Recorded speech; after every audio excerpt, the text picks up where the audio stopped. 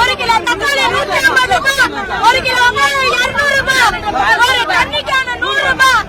ஓட்டு கேட்கறதுக்கு வரீங்கல்ல, யாராச்சும் ஒருத்தர் வந்து பார்த்தாங்களா? எதுவுமே வரலைங்கிறாங்க.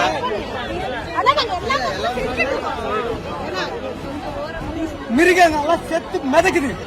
அப்புறமா ஏதாச்சும் வைரஸ் பரவிச்சு எல்லாரையும் புடிச்சு போய் ஊசி போட்டு சாவடிக்க தெரிஞ்சா அப்ப என்ன செய்ய முடியும்? நீங்க தான் சாப்பிட்டீங்களா இல்லையா?